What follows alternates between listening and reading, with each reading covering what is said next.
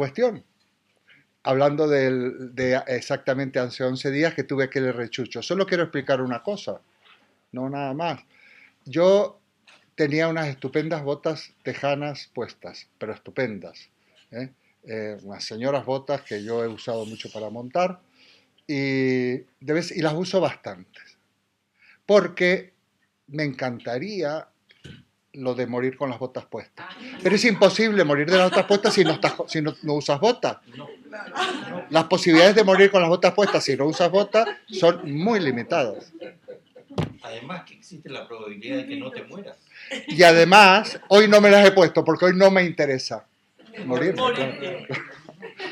Y entonces, morir con las botas puestas es muy interesante porque era un encuentro con mi grupo que se llama Variopinto y que va avanzando y se va nutriendo de gente y cambian, que ya llevo muchos años. Entonces, si yo moría ese día con mi grupo, hablando de filosofía y con las botas, bueno, era ya lo máximo, ¿eh? Os ruego que si eso ocurre, lo registréis para el sentido homenaje que normalmente se hace a las personas. Muy bien. Os lo ruego. Eduardo, y si te ocurre con zapatos, aunque sea voy yo a por tus botas, te las pongo. Sí, pero ya no es lo mismo. No puedo ir al Olimpo de los que llevan las botas puestas. Sería un paliativo. Del mismo modo que Sócrates no se quiso exiliar de Atenas, que le ofrecían eso para que le condonaran su pena de muerte, y dice, no, es que yo dónde voy a parar, si no estoy en Atenas no hay salvación posible. Entonces, bueno, esto era una aclaración que quería hacer, perdonadme. Bueno.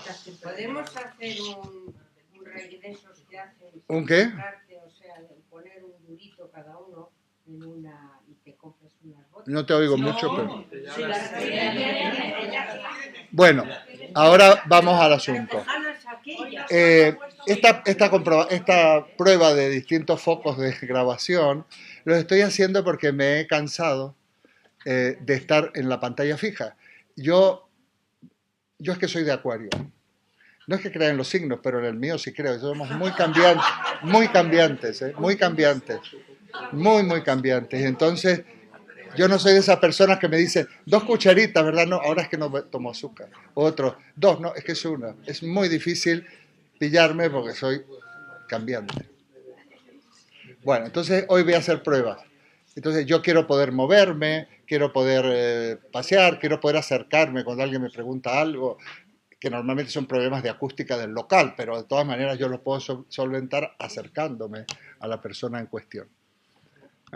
Bueno, esto es el asunto. Y hoy voy a hablar de otra cosa, no a lo que habéis venido. Porque he tenido algunas charlas interesantes esta semana, algunas de las personas están aquí, otras no. Conversaciones interesantes que me han hecho... Uy. Vaya, bienvenido. Pepe. Bueno, ya te doy un beso luego. A Pepe se lo voy a dar. A Pepe sí se lo tengo que dar. Bueno. Y entonces eso me ha movido a algunas reflexiones, aprovechando un insomnio que otro. Entonces yo quiero volver a aclarar, soy un pesado auténtico, que quiero volver a aclarar qué pinto yo aquí. Esto es el tema. Uno de los temas, tienen varios subtemas, ¿no? A ver, yo aquí no vengo como profesor de filosofía, ni se me ocurre, ¿no? Algunos hablan, no, claro, porque hay profesionales de la filosofía, por Dios, no, profesional de filosofía, yo no soy un profesional de la filosofía. Yo es que vengo como filósofo. Y con toda humildad y respeto quiero explicar qué significa eso. ¿Qué significa venir como filósofo? ¿Qué significa ser un filósofo? No está de más, porque si nosotros podemos reflexionar un poco qué es ser un filósofo, también seguimos avanzando en la cuestión de qué es la filosofía y en la cuestión de que vosotros y vosotras sois también filósofos. No voy a decir portavozas, eso que consta. No voy a decir portavozas, prometo no decir portavozas. Vosotros y vosotras me parece simpático, pero portavozas ya... entonces, Eso quiero pensar, ¿no? Porque resulta que con todo, sinceramente, mira, yo no, soy bastante humilde en lo que tengo que ser humilde y no soy tan humilde en otras cosas. Es mi carácter. Más que no ser humilde, soy bastante echado para adelante, tengo una autoestima relativamente alta, ¿eh? Pero que me ha salvado el pellejo. También esa autoestima y ese no tener complejo, ni tener miedos. ¿M? Nunca he tenido miedos. Y así he sido a veces hasta un poquito temerario. Voy a hablar un poquito de mí, pero no demasiado. Pero sin embargo soy humilde, por ejemplo, porque yo no considero que tengo la verdad. Yo considero que lo poco que yo sé lo tengo que compartir necesariamente, porque es la única manera que tenemos de construir la sociedad que queremos. Y a mí me urge comentaros cosas y contaros cosas, me urge. ¿Eh? Me urge porque vosotros sois testigos en el mejor sentido de la palabra y lamento que no esté Ana. Un buen cristiano siempre, esto va para Ana, es un testigo, ¿no? Los mártires, los santos son testigos. Son gente que testimonió, independientemente de que luego le demos un carácter esotérico o no a la cuestión. Entonces, los testigos sois vosotros, sois en el fondo a los que se les pasa el testigo.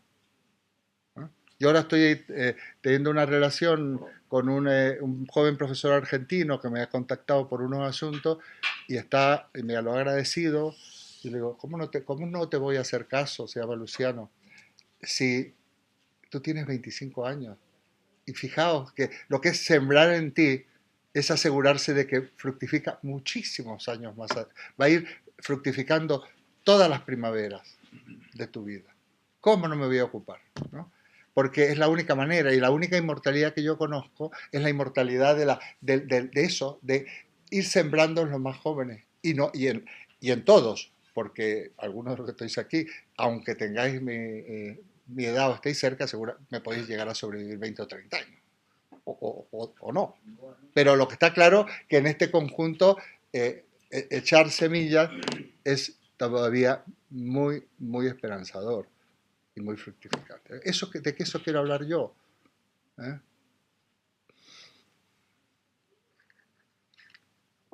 Como veis, yo no tengo PowerPoint ni tengo esquemas, o sea que si en algún momento me voy por la rama, me lo recordáis. A ver, yo no explico autores tampoco aquí. Y nunca he explicado ni a Aristóteles, ni a Parménides, ni a Platón, ni a Kant, ni a Freud, ni a Marx. No explico autores. Es muy complicado, por eso tampoco funciono como profesor. Y en el fondo ni siquiera es un seminario. O sí con unas características. Yo cuando hablo de un autor, lo que hago es ilustrar mi pensamiento.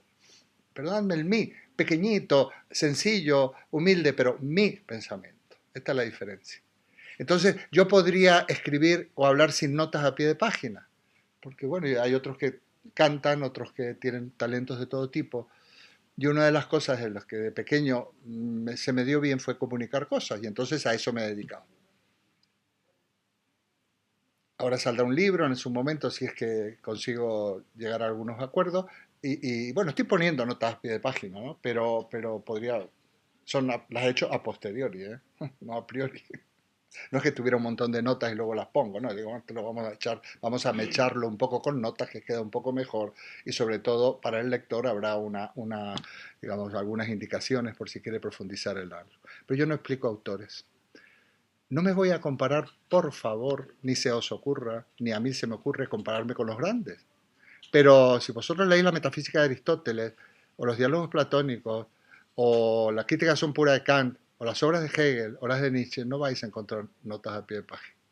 Y no es que no hubieran leído a los autores precedentes. Yo no me comparo con ellos. Pero resulta que yo tengo cosas que decir. Yo tengo cosas que decir, más que comentar sobre todos otros autores. Y si comento otros autores, realmente veréis que los desarticulo de tal manera que traigo agua para mi propio molino. ¿Cuál es ese molino? Pues el molino, que por otra parte va dirigido a vosotros, a seguir moviéndonos entre todos, es precisamente que pensemos. De hecho, nos meteremos muy pronto en qué significa pensar de Heidegger. Pero no porque yo explique Heidegger, aunque voy a explicar qué significa pensar. Lo miro a Luis porque Luis ya lo conoce. Y para que nos animemos, para que no tengamos complejos, para que sepamos que la filosofía es algo, el pensamiento es algo distributivo, es algo que entre todos lo tenemos que desarrollar, porque yo he dicho hasta el cansancio eso de que la verdad es intersubjetiva, la construimos todo. La historia no son las grandes batallas, los grandes genios, no. La historia resulta que primero, nosotros somos protagonistas de la historia, pero exactamente igual que otros. Y la historia, si nosotros somos conscientes que en ciertos momentos de nuestra vida los podemos convertir en acontecimientos si nos da la gana y darle relevancia, más que nada para ser conscientes de que formamos parte de la historia y de que hacemos historia.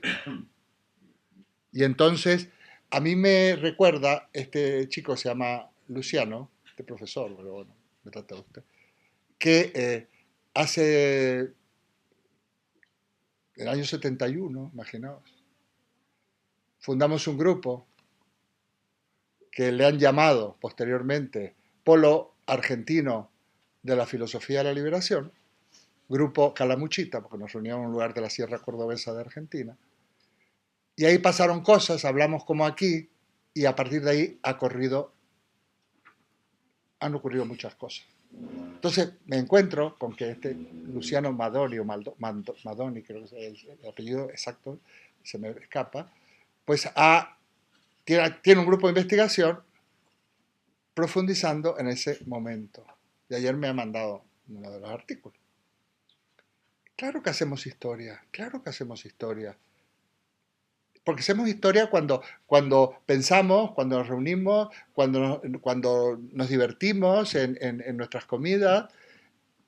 Nos hacemos historia cuando hemos dado un paso adelante y de repente decimos, no, es que resulta que puedo tener más cosas en esta vida de las que estoy teniendo. Aparte de acudir a una actividad cultural estupenda que se ofrecen aquí en Tres Cantos, está muy cerquita y todo, resulta que se puede producir la chispa de que consigamos un plus. Entonces yo hoy me levantaba, ya lo he venido gestando un poco, lo hablé con un amigo, bueno, lo hablé con Roberto, un ratito estuvimos los otros días, de los que están aquí, y digo, bueno, ¿y si damos una vuelta de tuerca más? ¿Y si no caemos en la rutina? ¿Y si avanzamos? ¿Y si intentamos convencernos de que es posible lo que queremos conseguir? Vamos a ver. Mirad, había unos ilustres del siglo XX, por ejemplo, Henri Bergson, ¿no? Tenía unas famosas conferencias, o las propias de Heidegger. Yo voy aquí a ilustrar con qué significa pensar, de Heidegger, Basisdenken, que asistía muchísima gente. Entonces, muchos recuerdan, bueno, en aquellas conferencias de Bergson que movía, aparte de que el señor hablaba por lo visto muy bien, y movía de todo, independientemente de que se pensara como él o no. ¿Y por qué nosotros no podemos convertir, bueno, de hecho, esto, no en nuestras reflexiones, que a lo mejor en algún momento se pueden llamar hasta reflexiones de Tres Cantos, y acordarnos cuando seamos viejecitos, de decir, oye, ¿te acuerdas de aquel momento cuando empezamos, nos apuntamos a un seminario de filosofía? Yo diría lo mismo, porque yo no me considero vuestro profesor, ¿eh? Yo me considero uno más, que estoy aquí porque me gusta, y porque me gusta hablar con la gente. O sea, ¿te acuerdas de aquello que pasó? Bueno, pues esto es un poco, ¿no? Y entonces, y estas cosas hay que hacerlas mientras estamos con las botas puestas en activo, o sea, que usándolas, ¿no? Porque luego ya no se puede, ¿no? Eso yo muchas veces se los digo a los hijos. Yo estoy casi seguro, y lo voy a decir y lo digo en público porque como otra parte no van a verlo, yo creo que no habrán visto ningún vídeo mío. Porque viene la obviedad de lo cotidiano. Bueno, ese es mi padre, ¿qué va a decir mi padre? Al fin y al cabo es mi padre, con sus manías y con sus cosas, ¿no? Es mi vecino, ¿qué va a decir mi vecino? No, aquí nosotros podemos decir cosas importantes, nunca podemos decir, no, este tiene poco que decir. Vosotros ya a estas alturas me habéis enseñado muchísimas cosas. individualmente y en grupo. Mucho me habéis enseñado. ¿No te crees que yo me acostumbro al cariño que me manifestáis algunos? Bueno, algunos digo porque de manera directa, pero yo noto, como dirían en Argentina, unas buenas vibras aquí, que es lo que a mí me anima. Y a mí no sabéis cuánto me sirve, porque yo soy un necesitado, soy un menesteroso de cariño. En mi libro de poemas, que me está gustando, estoy más entusiasmado que con el de filosofía, relato una serie de cosas y termino uno de mis poemas y digo, y así, molusco helado, espero la calidez de una sonrisa. Ese soy yo, un molusco helado que si a mí no me sonríen, no salgo, no voy a tener calor, ¿no? Y entonces, eso también es un agradecimiento a vosotros. Esta caída mía o esta venida a Tres Cantos fue voluntaria. Fue voluntaria. Luis tuvo mucho que ver, yo lo comenté y también estaba Octavio, otros que me habían escuchado, Pepe mismo me escuchó en aquellas oportunidades que yo me quería venir aquí. Y bueno, ¿para qué se lo dices a Luis? No digas nada nunca a Luis porque te lo va a conseguir al día siguiente, ¿eh? Al día siguiente. Ojo con Luis. Oye, Luis, oye, digo yo aquí, esto lo tengo que decir porque me encanta, como es Luis. Bueno, me encanta y me divierte y me asombra. Resulta que yo digo aquí que el libro de Malestar de la Cultura es, lo escribe Freud contestándole a un señor que ni me acuerdo cómo se llama. ¿Cómo se llama? Roland. Roland. Yo digo Marchand y digo que no tengo ni idea de quién es. Pone en el grupo de WhatsApp, bueno, es muy importante, ha sido premio Nobel, o sea, que tendría que haber sabido quién es. Eres un bocazo. Los otros días hago un comentario en el ascensor y ya lo ha puesto en el grupo de WhatsApp de la reunión que tuvimos el sábado. Luis, o me callo contigo, tomas muchas iniciativas que son muy útiles, pero... ¿eh? Digo, no, es que como diciendo, bueno, menos mal que tengo a Luis que me aclara cosas y os informa de todos mis ignorancias. No, te lo digo con todo cariño, ya lo sabes, porque además, como además te gusta un cierto protagonismo, te va a gustar que te den palo. Bueno, yo creo que ya con esto es suficiente, ¿no?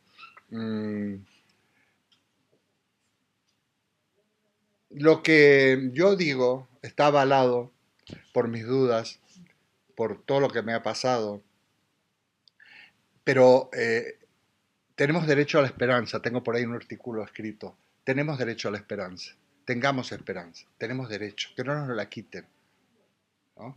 Porque así se vive bastante mejor. Y por eso, Marisa, yo te agradezco mucho. Me queda una conversación pendiente contigo, que tengo que encontrar. Además lo digo públicamente porque yo no ligo, no me dedico a ligar. Entonces yo quiero quedar con una señora a charlar de cosas, y tengo muchas ganas de hablar con Marisa. Porque sí, ya está, no lo voy a justificar. Tengo muchas ganas porque le quiero comentar unas cosas, quiero que me ayude. Y porque creo que Marisa... tengo ganas, ya está, así que en cualquier momento nos tomamos un café. ¿Mm? Hombre, por eso la beso simbólicamente, ¿no? Teresa, todo... Estoy diciendo a Marisa que tenga cuidado porque es mi amiga. Es coqueto y seductor. Lo decía bajito porque como está sordo.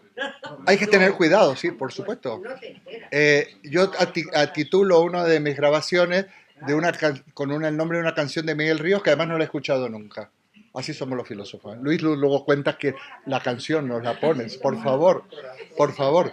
Entonces se llama Directo al Corazón, ¿no? Y entonces me pareció bonito porque a mí me gusta ir directo al corazón para que pasen cosas. No voy a decir una cosa que dijo en una entrevista Miguel Bosé, al cual lo he escuchado poquísimo, pero esa cosa que dijo me gustó, pero no lo voy a decir porque es una grosería. Y yo soy una persona muy educada, soy un mendocino. Los mendocinos no decimos ni palabrotas, ¿verdad? A no ser que las digamos, a no ser que estemos conduciendo. Muy bien, así se Bueno, desahoga de vez en cuando uno. Perdonadme esta licencia porque he tenido también, aparte de las conversaciones, momentos de duda. Los filósofos dudamos, dudamos. Y la duda porque no somos autocomplacientes con nuestros defectos y con nuestras carencias. y sobre todo porque en este caso este filósofo es un molusco helado. Entonces he dudado, a veces dice, bueno, ¿y para qué voy a hacer esto? ¿Para qué hago lo otro? Vino mi libro y esto no sirve para nada. No, el de poemas no, porque el de poemas es terrible porque es muy, es mi vida abierta, ¿eh? Mi vida abierta, es terrible dar este paso. Vais a ver. Bueno, no hablo de amor casi, ¿eh? Menos mal. No, es un poema, no es un libro de poemas de amor. Que contesto a lo que ha dicho antes Teresa, y decía que tengas cuidado que es un seductor. Me encanta Eduardo porque por la gran importancia que le da a la amistad. Es muy bonito el amor y todo eso, pero llega un momento en que se considera más importante una amistad que un amor. Por supuesto. Y no, acepto absolutamente que soy un seductor, porque si yo no viniera aquí a seducir, ¿a qué vengo? A ver, ¿a qué vengo? Querida amiga, con doble intención. Claro. En absoluto. No me sentiré yo aludida. En absoluto. En absoluto. Voy a pasar toda la reunión con el corazón potopón. No. Las alusiones en absoluto. Lo digo directamente. Ay, serio. Ay, Dios, peor todavía. Pero tengo que decir que me piropean por igual los hombres y las mujeres. Y tengo una orientación sexual muy precisa. Y mis amigos del colegio, que son de Argentina, me mandan corazoncitos y besitos. Y ojos enamorados. Y son unos grandullones de mi edad, unos vejestorios, porque yo no soy tan vejestorio como mis compañeros. Además era el más pequeño. Tenía un año menos. Bueno, muy bien, chicos y chicas, vamos al asunto. Esto nos lleva a que... Muchas gracias, te lo devuelvo. Eso se ve... esto nos lleva a que vamos a introducir la filosofía del siglo XX. Y como la gran queja de los pensadores, y estoy pensando en Kierkegaard, por ejemplo, que no lo voy a explicar, pero Diarios de un seductor es muy interesante. Un seductor terrible, yo no sé qué seducía, que llegó a dejar a su novia. Tengo que dar datos, yo si no, pero bueno, los pones tú, Luis. Ya prometo, no, los pones tú. Era una de las hermanas Schlegel, creo, ¿no? En aquel movimiento romántico, que fue novia suya, pero un día estaría imaginaos cómo estaría Kierkegaard. Y un día considera que él está prometido a la verdad e incluso creo que hasta a Dios y que por lo tanto no puede dedicarse a un amor humano. Y entonces hacía cosas como que el día que se casa esta chica, de estas iglesias tan bonitas que hay en el norte, entre medio de bosque, él detrás de un árbol va a mirar esa boda que podría haber sido la suya y él reflexiona, no sé si está en el diario de un seductor o en otra cosa, ¿no? O en otro de sus escritos, y pensar a torturarse en definitiva, ¿no? Porque había perdido a esa chica y la miraba, bueno, es una cosa tremenda. Pero Kierkegaard lo que nos dice, bueno, estaba en un movimiento, los movimientos son muy importantes, porque los movimientos son muy importantes, con quiénes te relacionas, lo que estás viviendo. Yo no he visto lo de la Ana Pastor, porque me aburrí tantísimo con Cuéntame y además hay tantas tergiversaciones. Le digo, a ver si me han puesto ahora, me ponen un Cuéntame o documental. Pero yo solo voy a dar un pequeño detalle. Podría daros un montón, pero eso ya hay que hacerlo en otro lugar. La noche que se filtra el borrador de la Constitución, se filtró en una reunión en la que yo estaba. Un ejemplo. Y me acuerdo que le digo al de al lado, jolín, si esto se filtra y que lo filtre se va a forrar. Y al día siguiente ya se había filtrado. No fui yo. No fui yo.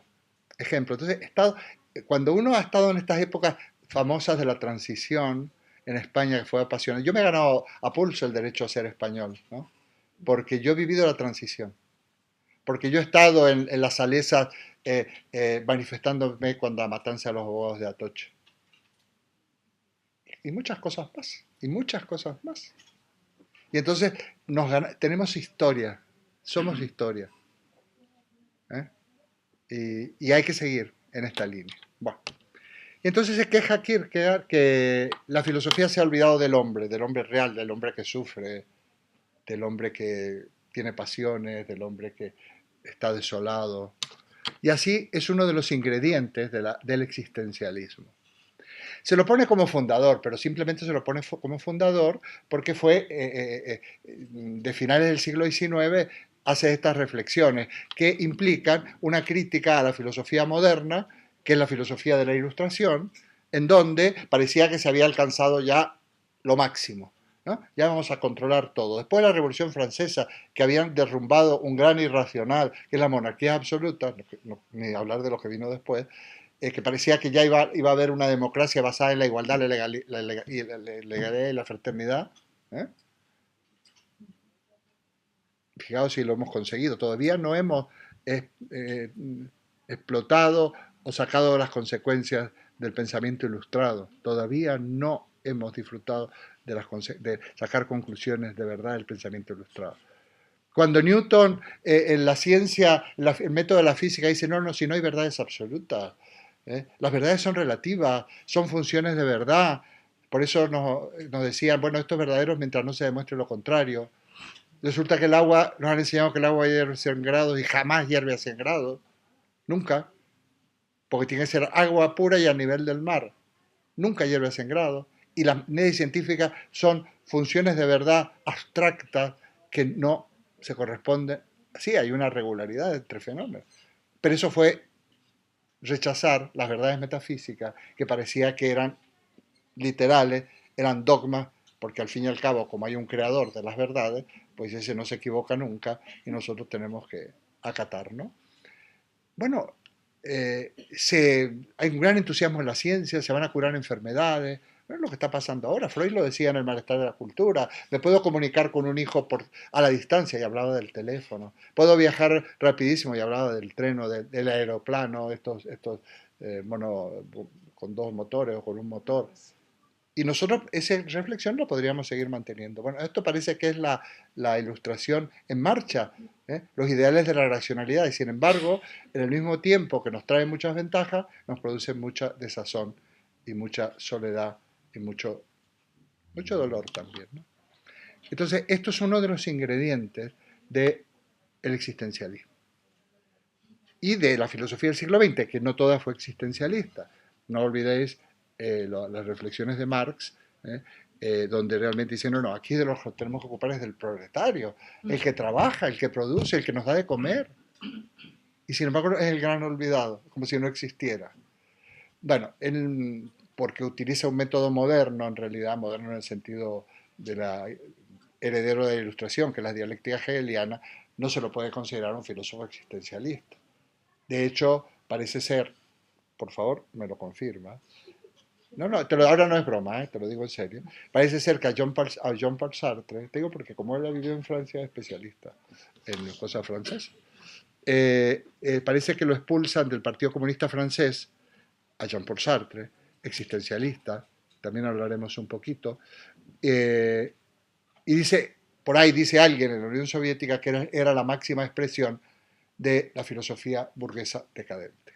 O sea que nunca se han llevado bien el existencialismo con el marxismo, salvo algunos refritos interesantes. Yo soy especialista en refritos además, o sea que a mí me gusta ser ecléctico, se llama eclecticismo, poder realmente con toda libertad ir conciliando posturas.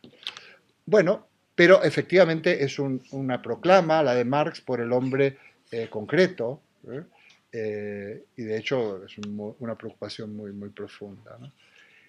Y luego, bueno, aparece lo que es Sartre, ¿no? El famoso, tiene un tocho, la náusea enorme, el ser y la nada, ¿no? El ser y la nada, sobre todo, que para leerlo hay que tener ganas, pero sin embargo está el existencialismo, es un humanismo que casi le preguntan, ¿qué es el existencialismo? Y él dice, el existencialismo es un humanismo. Y escribe un artículo que se vende como librito, pero que se baja perfectamente, se lee muy bien, y eso es lo que yo recomiendo. El existencialismo es un humanismo. Una joyita. Por cierto, lo vi poco tiempo antes de que se muriera Sartre, casualmente en Piazza Navona en Roma, yo me acerqué, así como soy yo, a saludarlo. y lo vi, al poco tiempo murió. Estaba en Piazza Navona sentado. Le gustaba mucho ir a Italia, ¿no? Bueno, a todo el mundo le gusta mucho ir a Italia. El otro autor es Heidegger, que tiene un perfil y una biografía con unos puntos muy truculentos, pero que no han conseguido, en mi caso, lamento, ser así tan poco,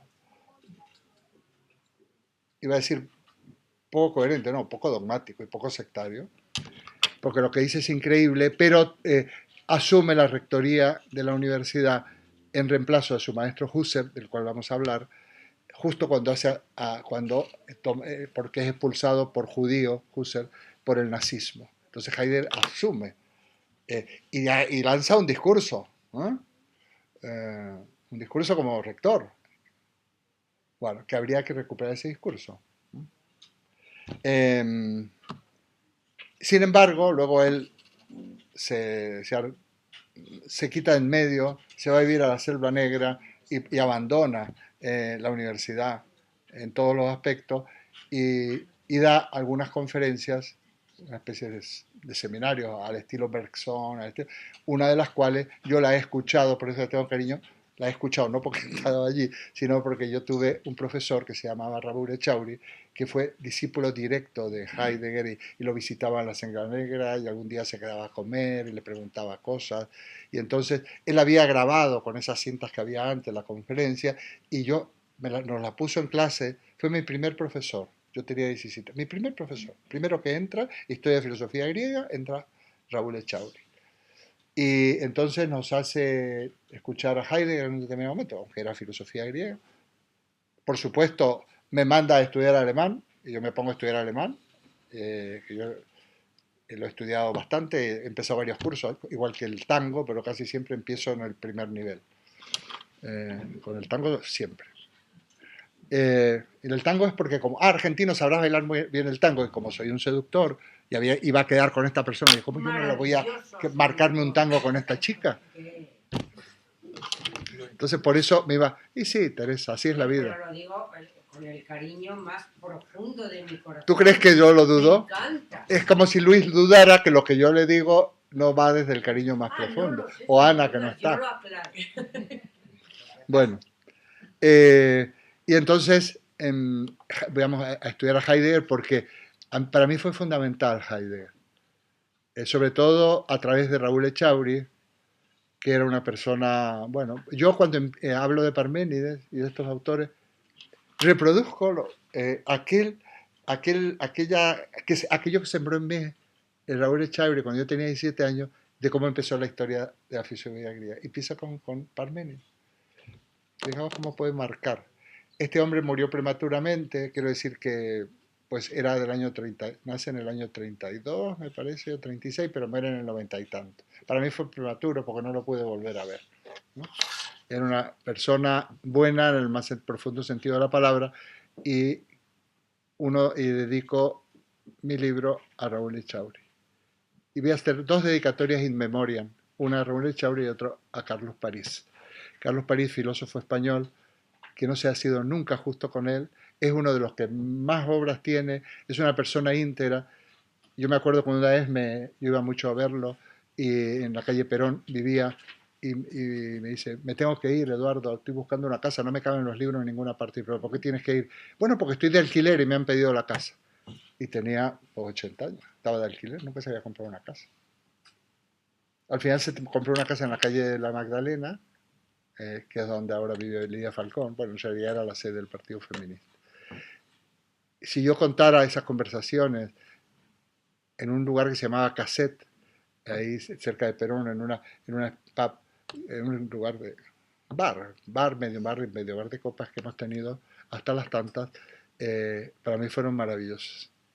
Y yo no era discípulo suyo, porque las personas como Carlos París no tienen discípulos. No fundaban, otra cosa que quería decir hoy, no se fundan escuelas. Voy a comentaros luego una cosa. Y entonces yo siempre me definía como discípulo existencial. El término existencial lo utilizaba en el sentido del existencialismo. que existencia, desde ahora digo, cuando hablemos, el existente somos nosotros, somos los seres humanos. Entonces, el existencialismo realmente, por eso dice Sartre, es un humanismo, porque es una filosofía del hombre, pero del existente. En Ser y Tiempo, una obra muy, muy densa, Heidegger explica la situación del Dasein, o sea, del existente, que somos nosotros. Bueno, y era yo su discípulo. Yo tuve una pérdida muy importante y él me acompañó durante meses, todas las santas noches. En fin, podríamos hablar mucho de esto. Y bueno, la última cosilla también, que es de repaso, es que, fijaos, la gente dice, esto tiene que ver con que no hay filósofo, que va a desaparecer la filosofía, que qué pena. Yo ya he hablado de esto, ¿eh? Yo he dado de ejemplo de 2 países donde está muy sana la filosofía y no se da filosofía en las escuelas. Alemania, ni más ni menos. Bueno, podría poner una tercera, lo que pasa es que es de segunda mano, es la filosofía, digamos, en Grecia no hay la filosofía en las escuelas y tampoco hay filosofía en las escuelas en Argentina. Y hay muy buenos filósofos. Bueno, ya no hay, me alegro mucho de verte, ya no hay filósofos. A ver, la gente tiene por filósofos unos señores, deben ser muy iluminados, que inventan un sistema filosófico. Como si Kant hubiera inventado, y además le ponen título, voy a inventar el existencialismo, voy a inventar la filosofía crítica, o voy a inventar el racionalismo. No, ellos no se ponen y sientan, ponen un título de racionalismo y me lo empiezo a inventar. Ellos son filósofos, son personas como cualquier otra, que viven en una época y empiezan y reflexionan y hablan con la gente. Descartes no fue profesor universitario, tenía tertulia, y así todo lo persiguieron en Francia y se tuvo que ir con la reina Cristina de Suecia, lo cual fue normal que se moría de pulmonía. Cotejar, por favor. Y entonces, ¿qué hacemos los filósofos? ¿Qué hacemos? No inventamos nada. Porque si yo inventara algo, no me entenderíais. No, nosotros tenemos que sintonizarnos con nosotros, porque me ha tocado estar de este lado, o con mis colegas filósofos, que sois vosotros, y si yo hablo de cosas que tienen algún sentido, será porque vosotros veis lo mismo. Sócrates decía, señalaba. En vez de enseñar, es enseñar en el sentido de señalar. Entonces, lo que hacemos nos dedicamos, tenemos alguna cosa que en nuestro carácter, supongo, nos dedicamos a ver, a observar, a atar cabos y a contar. Y entonces, nadie inventa sistemas filosóficos. Eso no quiere decir que no tengamos una filosofía. Y esta es la filosofía, es el abandono, el siglo XX de la filosofía y siglo XXI, claro, por supuesto. El siglo XXI todavía me llama la atención, todavía ya ni siquiera tiene un tango. El siglo XX tiene cambalache, pero el siglo XXI todavía no tiene tango. Entonces, hasta que no tenga tango, creo que no vamos a poder saber muy bien dónde estamos parados, ¿no? Pero bueno. Y realmente, bueno, vamos explicando bueno, no sé qué iba a decir. Bueno, que yo pretendo mostraros mi filosofía. Mostraros mi filosofía. Y de paso hablar de Kant, de otras cosas. Porque alguien lo tiene que hacer. ¿Lo habéis visto otros por ahí que me hagan la competencia? Bueno, ojo, que cuando uno levanta la cabeza, siempre sale alguien que quiere ocupar tu lugar, ¿eh? Yo se lo cedo encantado. Porque me voy a otro lugar, me voy a otro lado. Yo lo cedo encantado. Hay gente que está más pendiente de su brillantez o de su medrar de alguna manera, y aún las cosas gratis luego te salen contrincantes. Más gratis todavía, porque cuando la limosna es grande, hasta el santo desconfía.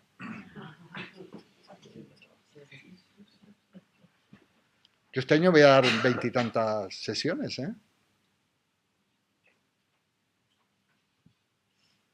Y voy a adelantar, para que tenga un poquito de morbo la cosa, lo que yo le quiero decir a Ana. En aquella memoria ni se me mencionó, no existí. Que había dado... Y Ana dice, nosotros hemos tenido un seminario de filosofía que nos ha gustado mucho y qué sé yo. Lo que le contestaron es de Forges. De Forges, que ya no está. Ya que se adjudica cosas, pues es de Forges. Forges hubiera podido hacer una broma. Mira cómo me mira Vitalia, porque como es del staff, me mira Vitalia que es del staff. Voy a verlo ese. ¿Eh? Que lo voy a buscar y lo voy a ver. ¿Vas a buscar la memoria? Esa. Bueno, yo te agradezco que me hayas dado visibilidad, Vitalia. No tanto por la cena que estaba, no por cenar, sino porque yo tengo proyectos con esta universidad, que supongo que es de todos, creo yo. Por lo tanto, yo tengo proyectos. Bueno, es que hoy no está Chon, ¿eh? ¿Eh? Que hoy no está Chon. Hoy Digo, no puede un expresar poco... No, bueno, da igual. O sea, yo creo que para los que no sepan nada... No, tú no tienes nada que aclarar. Nada. ¿Qué vas a aclarar tú si lo que digo lo digo yo, lo puedo aclarar yo? Que alguien me pregunte, no sea mi intérprete. Como mucho, no lo diga a mi cara, ponlo en el grupo del WhatsApp.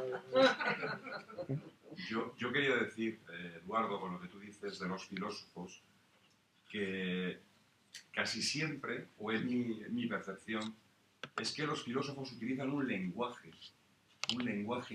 que lo entiende muy poca gente. No son filósofos eso. Claro. Entonces yo, por ejemplo, cuando tú hablas, y eres un filósofo, yo creo que tú desmenuzas y te haces entender. Incluso explicando teorías de algunos filósofos supuestamente difíciles, yo creo que el grupo llega a unas conclusiones porque el lenguaje es fundamental. Es decir, y yo creo que hay un lenguaje muy simple que puede explicar cuestiones muy complicadas. Pero no hace falta no sé, a veces Bueno, yo, por ejemplo, he leído a Heidegger algo y la verdad me resulta muy difícil. Muy difícil porque yo creo que hay filósofos, y no le quito, por supuesto, que es filósofo del siglo XX, no le quito ningún mérito, pero yo no sé si él de alguna forma pretende llevar el lenguaje o su a un sitio muy elevado, y hay mucha gente que no lo entiende, que podrían bajar el nivel y podrían explicar las cosas de otra forma. A mí me parece eso. Me parece un comentario acertado. Mira, te voy a contestar con otro filósofo. Decía Ortega y Gasset que a mí se me enseñó en Argentina como un periodista. Sí, un periodista español. Que probablemente sea verdad, además, no está mal ser periodista, a ver, faltaría más. Porque él fue un crítico de la cultura, él fue para mí el representante, Ortega ya que ha salido, de lo que fue el existencialismo español. Porque él se nutre de las mismas fuentes que se nutre Sartre, todos ellos, porque había que ir a Europa, había que ir a Alemania, se estudiaba la fenomenología, se estudiaba Nietzsche, y él de alguna manera pretendía hacer una crítica a la cultura, lo que pasa es que con otro talante, de otros modos, ¿no? Y decía, la claridad es la cortesía del filósofo, decía Ortega. Por otra parte, si a un filósofo no se lo entiende, no sirve absolutamente para nada, porque probablemente no se entienda ni él a sí mismo. Caso Heidegger, que es muy oportuno, va mucho en carácter. Él estaba aislado, él estaba ya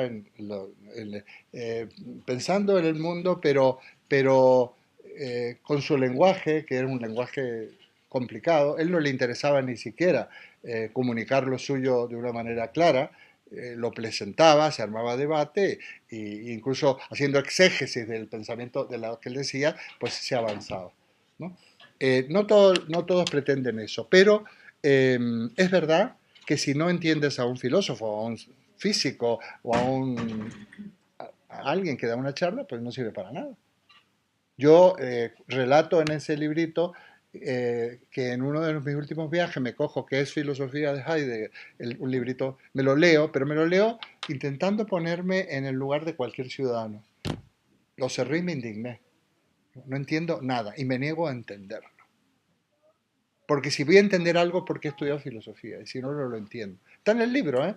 Y digo, y eso que a este filósofo yo lo admiro, pero me indigné, ¿no? Bueno, precisamente yo de ahí me quiero desmarcar.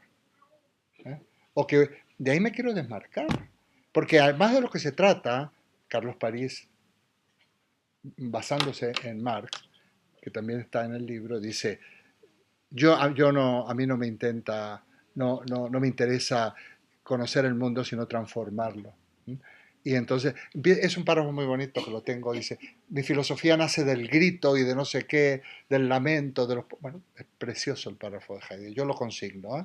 Y además lo puedo mandar.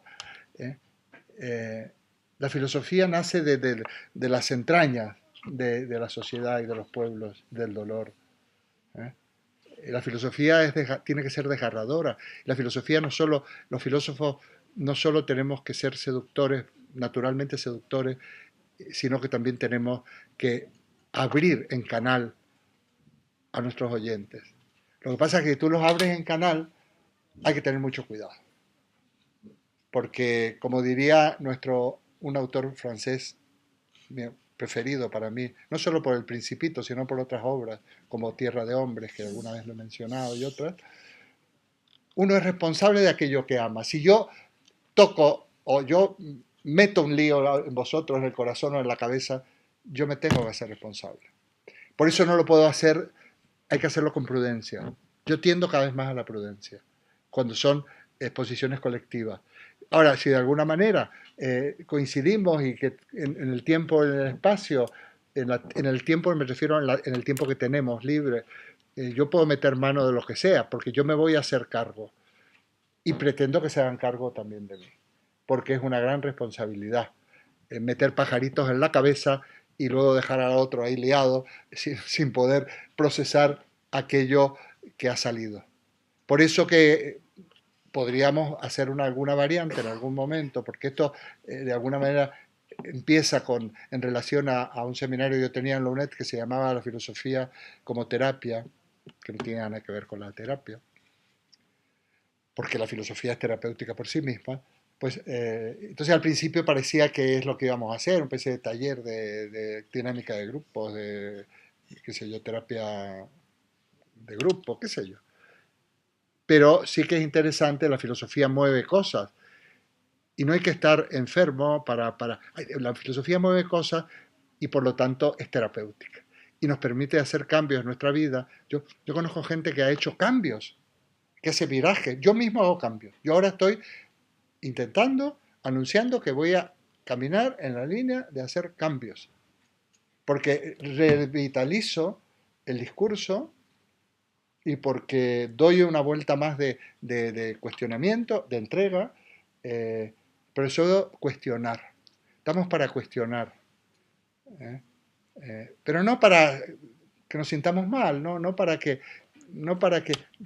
liar la cosa, ¿no? La filosofía no hace daño.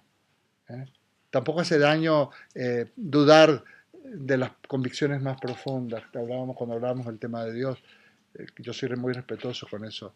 No hace daño, porque en todo caso yo si persisto en ciertas convicciones las voy a tener más sólidas. Y a lo mejor hasta me centro en el mensaje cristiano, ya que tengo fe, que es profundamente de la caridad y del amor y de la entrega.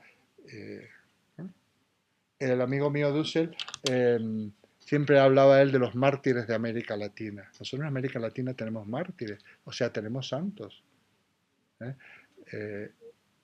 Los curas de los jesuitas del Salvador, Monseñor Romero, otros, hay varios santos de América Latina, mártires. Entonces tenemos testigos.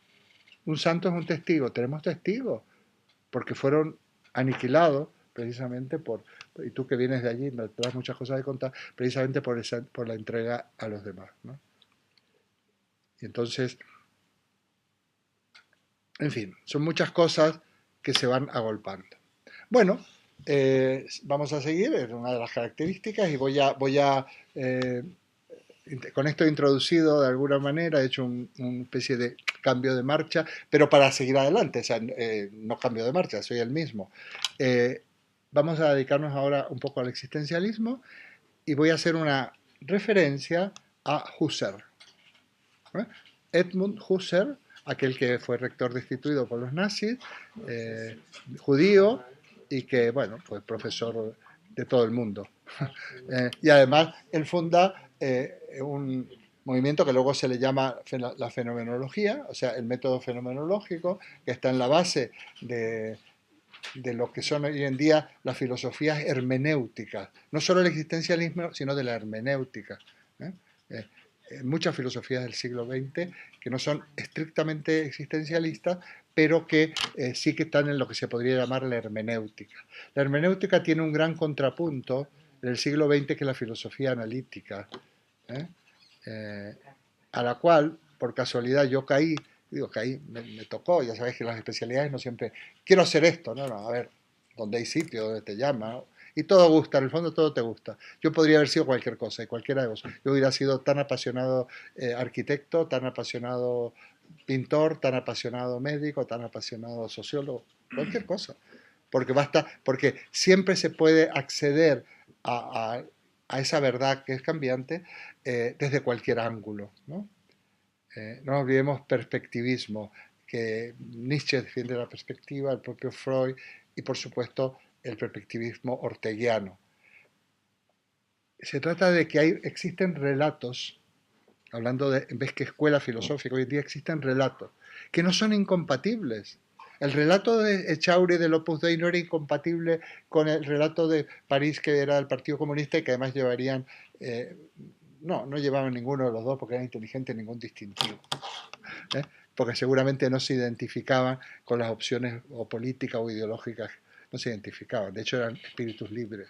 Y luego ya, yo creo que Carlos París ni siquiera estuvo en el Partido Comunista, quizás por influencia de Lidia Falcón, que se fue, porque la mujer no tenía cabida, según ella.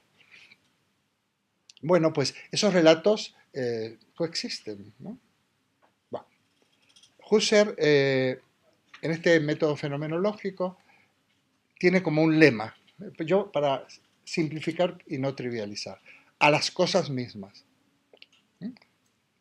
con signos de admiración, a las cosas mismas, hay que ir a las cosas mismas. ¿Qué quiere decir esto? Quiere decir que la filosofía, muchas veces, la filosofía, sí, por modas o por situaciones, sobre todo cuando era la vertebración de la filosofía, una de las vertebraciones en la época metafísica, era la doctrina de la causalidad, prácticamente se dedicaban a ver qué era primero, si el huevo o la gallina. En cambio, nosotros tenemos que ir a las cosas mismas, haciendo abstracción, o dejando de lado. Abstraere quiere decir separar en latín. Vamos a hacer abstracción, quiere decir, olvídate de esto. Vamos a dejarlo por ahora al margen y vamos a ver de qué se trata. Entonces, es precisamente un dejar al margen. Se utiliza una palabrita de origen griego que es la epogé, eso parece tan raro, fenomenología. Epogé quiere decir esa separación, ese dejar al lado. Ha sido traducida como poner entre paréntesis. Dejar de lado cosas que sabemos de antemano que no tienen solución. Ahí tenemos al amigo Kant. Kant tiene la razón humana, ese singular destino de verse asaltada por cuestiones de índole tal. Dejemos eso de lado porque es inevitable. Buscar el principio, buscar el origen, pensar si hay otra vida, Dios, es inevitable y nos liamos, nos complicamos la vida. Vamos a dejar eso de lado y vamos a ver a dónde podemos llegar sin tener que hacer esta especie de petición de principios. Entonces, el método, la fenomenología de Husserl o Husserl significa un ir hacia las cosas mismas. Es un método, el método fenomenológico. ¿Qué quiere decir eso? Es un método como descriptivo, ¿no? La descripción fenomenológica es como una descripción. Bueno, partimos de lo que tenemos para entenderlo. Por ejemplo, vamos a estudiar, vamos a analizar este fenómeno. Un señor que habla, o otras personas que vienen regularmente. Bueno, partimos de esto. Esta es una realidad, eso es un hecho. Y a partir de ahí nos vamos abriendo, y a medida que nos vamos abriendo, como en círculos concéntricos que vamos entendiendo eso que pasa. Pero hemos partido siempre de las cosas mismas, o sea, de lo que ocurre, de lo que acontece, del fenómeno. Fenómeno es una palabra que no lo usa en el sentido de la ciencia, pero fenómeno viene del griego fenómena, que quiere decir lo que aparece. Entonces, la ciencia, por ejemplo, estudia fenómenos. ¿Qué va a estudiar? Las cosas mismas, imposible. porque ya nos dijo Kant, entre otros, que las cosas no se pueden conocer. No se pueden conocer las cosas en sí. Conocemos las cosas en nosotros, en mí, no en sí, en mí. Entonces, eso sería el fenómeno en la ciencia, pero también sería las cosas mismas de las que habla Husserl, en realidad son los fenómenos. Las cosas mismas tal como nos aparecen a nosotros. Entonces eso sería uno de los puntos importantes de lo que es la fenomenología. Por ejemplo, hay que describir, hay que profundizar, hay que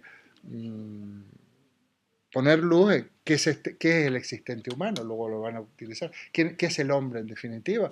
Que eran las famosas preguntas de Kant. Kant es magnífico, ¿eh? Tampoco ha sido totalmente todavía aprovechado. ¿Qué puedo saber? ¿Qué puedo conocer? ¿Qué me cabe esperar? En definitiva, dice Kant, ¿qué es el hombre? Pues es esto. En el siglo XX, esta rama, que se llama existencialismo, filosofía hermenéutica, continúa en intentar responder qué es el hombre. Y en eso también estamos nosotros, porque a nosotros nos interesa saber quién es el hombre. Pero no cualquier hombre, ¿eh? No cualquier hombre. No, ¿qué más da? El hombre como género, como especie humana, no me interesa quiénes somos nosotros. ¿Quién soy yo? Este primate despistado, como a veces digo yo, que de repente empezamos a hacernos ilusiones, a tener proyectos, a crear dioses e inmortalidades. Eso es lo que nos interesa. Bueno, esto es las cosas mismas que luego, la cuestión de las cosas mismas se va a explicar a esto que se llama, Heidegger le llamará analítica existencial y también le llamará analítica existenciaria. Ahí entraríamos en tecnicismo que no vamos a entrar. No es exactamente lo mismo, pero podemos decir que es una analítica del Dasein. Dasein. La S alemana es Dasein. La analítica existencial o existenciaria. Y entonces él va a utilizar la metodología de Husserl. Filósofo que dicen, yo lo he leído no tanto, es bastante complicado. Esos filósofos complicados, Octavio, que son varios, necesariamente ahí habría como una especie de actividad más o menos técnica, por no decir profesional, de los profesores.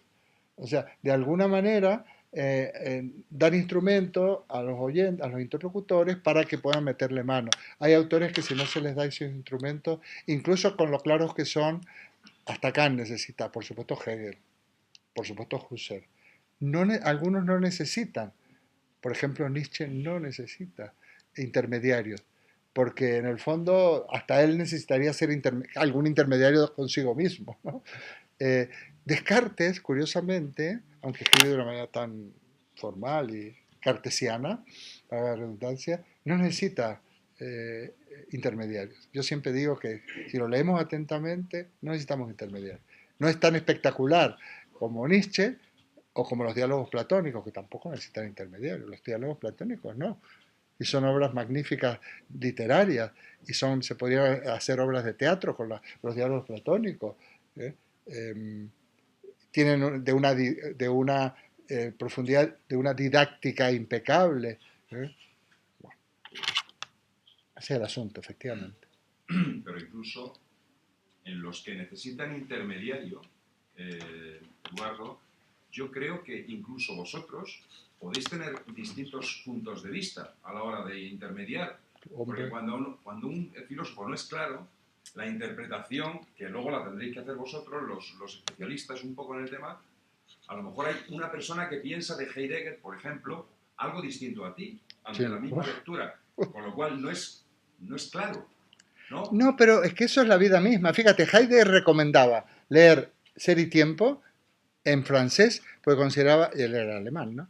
Que los que sabían que se fueran al francés porque se entendía mejor lo que él decía. Que el traductor la había un poco humanizado más y leerlo en francés, ¿no? Lo recomendaba Heidegger. Y luego porque realmente hay interpretaciones totales. Por ejemplo, a mí me gusta mucho Nietzsche, me gusta cualquier filósofo me gusta, pero sin embargo Nietzsche hace culpables, con esto de ir contra los apolíneos, hace culpables a Sócrates, a Platón de todos los males, ¿no? Y a Jesucristo, y a todas las... Yo no estoy de acuerdo.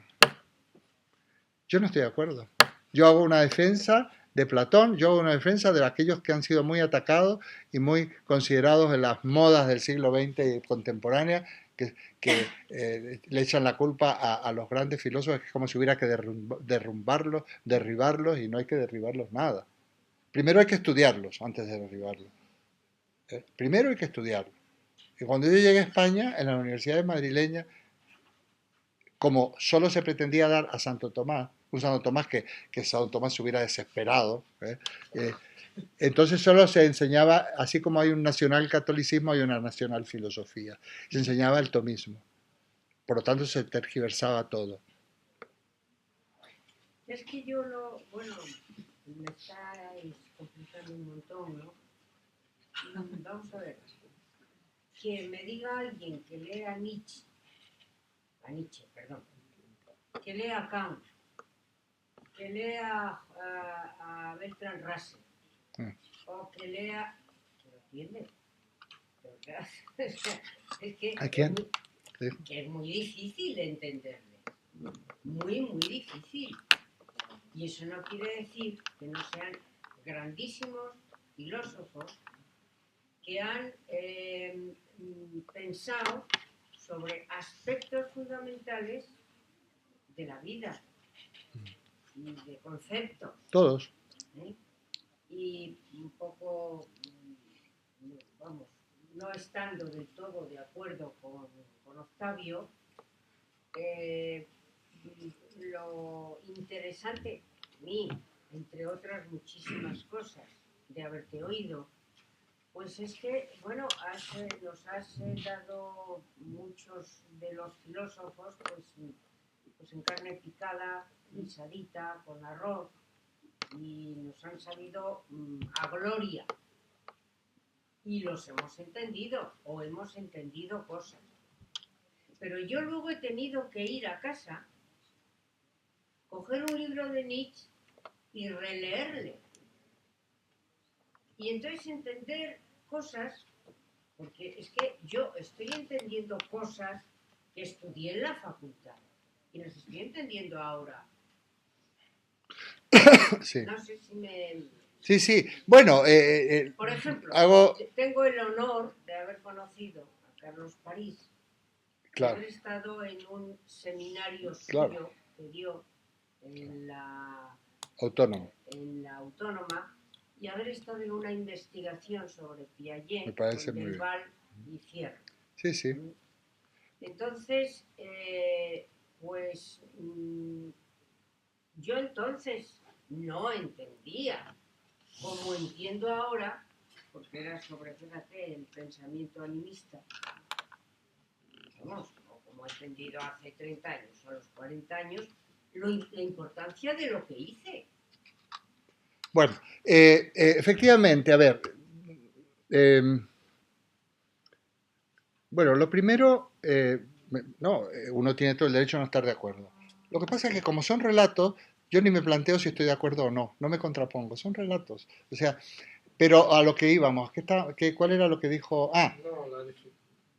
Es que no sé, ¿sabes lo que pasa? Como no tengo guión, si se me interrumpe me pierdo. La dificultad y las interpretaciones diversas de los filósofos. Eso no hay demasiado problema. Pero iba a decir algo, ya me va a salir, ¿no? Lo que pasa es que me pierdo. Porque claro, cuando uno tiene un guión, pero si no, yo voy hilando, Yo voy hilando. Yo comprendo que pueda parecer muy antiguo y sonar a clase magistral, pero me puedo perder, O sea que ojo con las intervenciones porque yo lo siento mucho, me encantan, pero es que me puedo perder. Claro, claro. Este es el tema. Bueno, no me acuerdo a qué íbamos. Ya saldrá.